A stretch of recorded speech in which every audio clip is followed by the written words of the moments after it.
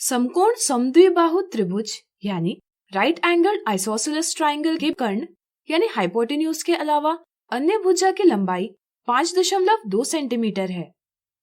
समकोण समद्विबाहु त्रिभुज की रचना कीजिए। यहाँ हमें त्रिभुज बनाने के लिए सिर्फ एक माप दिया है। क्या यह काफी है? सोचिए सोचिए। चलिए हम बताते हैं। यहाँ हमें सिर्फ एक माप जरूर दिया है, लेकिन साथ में कुछ महत्वपूर्ण जानकारी भी दी है। जैसे हमें एक समकोण समद्विबाहु त्रिभुज की रचना करनी है। समकोण से पता चलता है कि त्रिभुज में एक समकोण है, यानी कि 90 डिग्री का कोण है, और समद्विबाहु से पता चलता है कि इस त्रिभुज में कर्ण के अलावा अन्य दो भुजाएं बराबर है। संक्षेप में कहे तो हमें एक त्रिभुज LMN की रचना करनी है, जिसमें भुजा MN बराबर भुजा ML बराबर 5.2 सेंटीमीटर है और कोण M बराबर 90 डिग्री है। यहाँ हम SAS कसौटी यानी SAS क्राइटेरिया के अंतर्गत त्रिभुज LMN की रचना कर सकते हैं।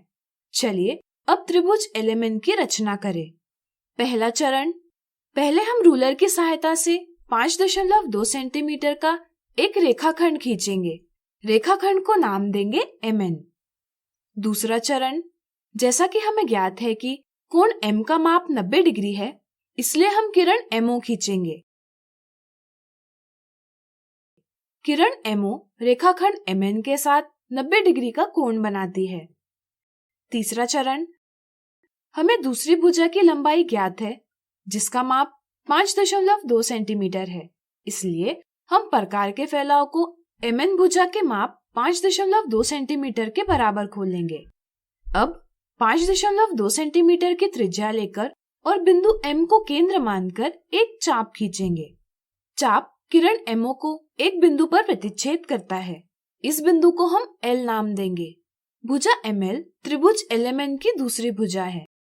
चौथा चरण, अब त्रिभुज की दो भुजाओं की रचना हुई है। हम बिंदु L को बिंदु N से जोड़कर त्रिभुज की तीसरी भुजा यानी कि त्रिभुज LMN का कर्ण LN खींच लेंगे।